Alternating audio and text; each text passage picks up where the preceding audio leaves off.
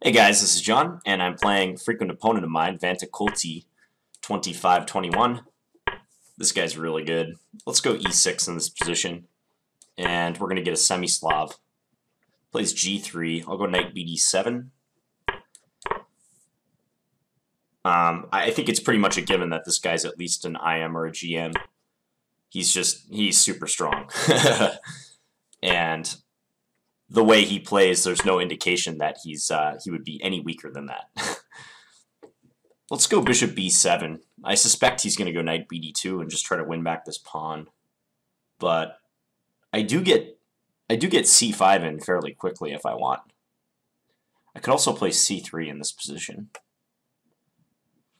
You know, let's go c3. Let's just break up his pawns. I gotta keep up with my time in this game because I know in the past I've gotten into a time scramble with this guy. Ooh, this could be bad actually. I wish I hadn't played rook c8 because there might be some problems with my d6 square. He didn't take advantage, but... Okay, so what happens if I just take on d4 now? If I take d4, probably he takes my bishop on f8. Well, I'm going to do that. And then I'm going to take back with the knight. Should he recapture? Or should he capture on f8? We'll just pre-move that. I don't think rook c1 was the best idea for him. Now his knight is hanging. This is nice, actually. If he goes queen b3, I can play, what, bishop d5, maybe? Okay. I'd like to support this pawn. Queen d5 is interesting. Queen d5 actually looks kind of tough for him to deal with. Let's do that. This is a really risky looking move. I think I can get away with it though. My next move will be knight g6. Okay, he just does that. He's just going to go for trades. Yeah, makes perfect sense. And I'll just go here. I'll try to keep simplifying. He can go knight c6 maybe. But if he plays knight e6, I have e5. So he doesn't want to do that. Okay, yeah, he's just going for simplifications. Let's just go here. I'm kind of expecting this to peter out to equality soon. Yeah. Let's just go rook over. This is very equalish now. Yeah, he's trying for something still. But let's go here. Maybe rook d2 was better. Because actually I'm not threatening rook a5 in this position. So I just got to be careful where I put this piece now. Knight b6. Okay.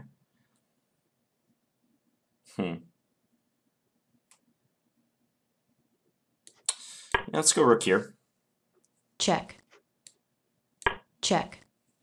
This guy's really fast. Gotta be careful, like I said. Tough opponent.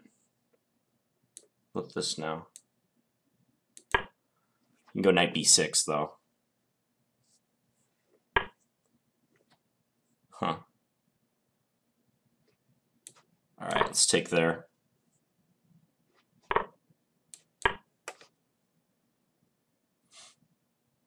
Check. Yeah. I think I'm doing okay, but my time situation is poor. So that's a problem. My structure is a little messed up too.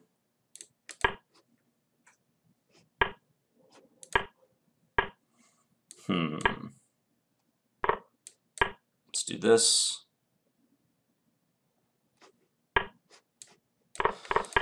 Yeah, debatable if I can draw this position or not. Guess we'll find out. Given the time, I'm not optimistic at all that I can draw this. Time warning. It is a knight endgame. In knight endgames, you know, they have to be evaluated like pawn endgames a lot of the times. My structure is poor though, and I'm down a pawn, so you know, work cut out for me, and downtime, the most important thing. The most precious commodity of all, time. Let's just do this. We'll try to simplify. I got to get some exchanges in. Let's go here. Try to do something. Really? Check. So now if I can just eliminate that last pawn of his, I might have a chance. Check. Check. Okay. Oh no! I almost got the pawn. I couldn't quite do it. I couldn't take the last pawn. Alright. I lost a few points there, down to 24-11. Oh, I was so close. Really? I thought I had enough time to do that. That's a shame. Let's just have a look. I thought in the opening I was doing well because I'm not sure about a4 in this position. Usually the way white plays this line with g3 where they're sacrificing the pawn on c4 is they're going e4 instead and trying to dominate the center. But he chooses to keep the pawn back on e2 and keep the diagonal open for the bishop. So a4. Now the point is I have to play b4 because I can't respond to a6. This is like a common move I'd like to play. But if he takes, I'm pinned on the a file. So I can't take back with my a pawn. So I'd have to take with a c pawn, and that's just horrible. I mean, at the very least, he has knight takes b5, but he probably has other stuff like knight e5 hitting my rook. So I can't do that. Often the litmus test for this is if your bishop's already on b7, and white has played a4 to undermine your pawns, you're okay in playing a6, because in that case, your rook on a8 would be defended. But that's not the case here. So I played b4. He did this. Now, I'd really love to play c5 because that's a freeing move for me. Another way to treat this position might be bishop a6, having in mind like knight bd2 and then rook c8, and again go for c5. So putting the bishop on a6 has some merit. I actually kind of like that plan now that I think about it, because it might make it harder for him to win back the c-pawn. If he plays queen c2, for instance, and I go c5, and he takes, he's moving right into the pressure down the c-file. So that's probably not to his advantage. So maybe I should have considered bishop a6 here. Let's just see what the engine says. Yeah, it likes bishop a6. Likes black quite a bit. So I played bishop b7. And then advanced c3. I'm not really expecting to be able to retain this pawn. But I would rather liquidate his center and especially get rid of his d-pawn and push my c-pawn to open up my bishop. I know he'll have to waste some time in winning this pawn back at some point. Yeah, now here I was speculating about rook c1. I think my move rook c8, I wonder if he could take here. I kind of panicked about that for a second. Because I looked at if bishop takes, then knight d6 is unpleasant. When I'd have to give up my strong dark square bishop. Or important dark square bishop defends my king. But maybe I would just take with the knight. Yeah, that's probably fine for black, actually. No harm done. So he played rook c1, and then I took on d4. I thought I was doing fine here. Ooh, yeah, more than fine. Take on d4, and I'm almost -2. Because I'm attacking his knight. So he took f8. Oh, I wonder if I could have played rook takes c4 in this case. I didn't even think about that move. I think I pre-moved knight takes f8. But, well, I don't know if this is worth it. He can take on g7. And I did get rid of his dangerous knight, but this is a little less clear. Probably still to my advantage, though, because these pawns are nice. Especially that protected past c3 pawn. So I should have considered that. But, yeah, queen d5 was not good, huh? I thought I was getting fancy with this move. I was trying to exploit the fact that his bishop on g2 is undefended in many lines. But yeah, rook c5 looks like a good idea. That pressures the knight on e5 as well. But now if queen takes d4, he would just lose a piece, wouldn't he? Then I take on g2 and his knight's hanging. Rook c5. Tough move to find in the blitz game. So I did this, and that just allowed him to take. And I guess the engine thinks I might have something, well, not so much anymore. a6 to keep his knight out of b5. That makes sense. I think by the time we get here, it's pretty much level. Yeah, a6 would have been a handy move, because his knight coming to b5 was actually pretty irritating. So I should have played a prophylactic move like that. Yeah, if anyone's better here, it probably is black, just slightly, just because of my king position. But what did I do? This?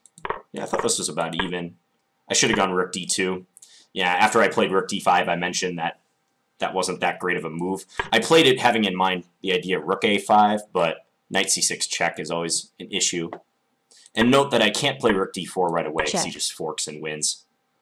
So I think rook d2 would have been more constructive, winning a tempo on his pawn, and then potentially being able to go over to a2.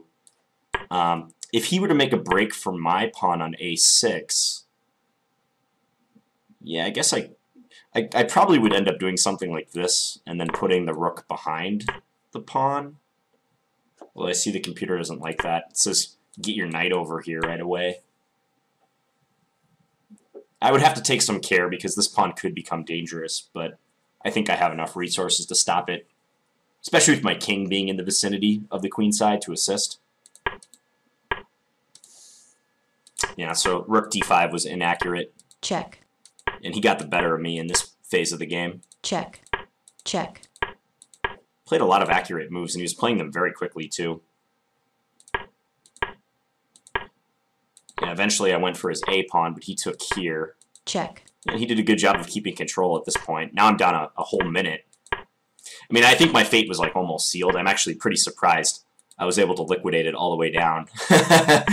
And I was just one tempo short at the end. So here, I see that the engine prefers that I keep the rooks on the board. But I don't know. I feel like my drawing chances will be better in a knight endgame rather than a rook versus knight endgame. So I did this to pin him. I don't know if this is a win for white or not. I mean, he's up a pawn, and my pawns are kind of a mess. But given that the play is confined to one area of the board, this is not an easy win. I'd be very interested to know what people think about this endgame. I sort of feel like black should be able to draw, although it's going to be tough, needless to say. If this pawn, if my structure was okay, like let's say I had pawns on, like, I don't know, f7, this pawn was on h6, then I think it's a much easier draw for black. And I don't know that it ever got that bad, although, okay, around here it is. Apparently he can infiltrate with his king. So I needed to do something more active, like e5 check. Yeah, that's interesting. So he could have brought his king in like this, and my knight is running out of real estate to operate. Like if I go check king d6, knight b6, looking for freedom, yeah, I can run into problems with my e-pawn. So now here he has knight d8, picking that up. Yeah, given the time differential, this is nearly impossible for me to hold. So you guys kind of saw what happened at the end. Yeah, around here I think I'm holding. Especially when I'm able to take and then play g5. Because the more pawns that get traded, the more my drawing chances increase. Yeah, and this is now even. Yeah, and I just couldn't quite get... How much time did I have? Okay, yeah, I didn't have that much time. See, I wasn't able to... I probably should have pre-moved something in this position, but I was not sure if he was going to play knight f3 check or e5. And my 1 second did me in. I just didn't have enough time to get his last pawn. So, okay. playing Vantakulti is always a pretty nice matchup. He's very strong. Hope you guys enjoyed that one, and I'll be back with a couple more videos today. Thanks, guys.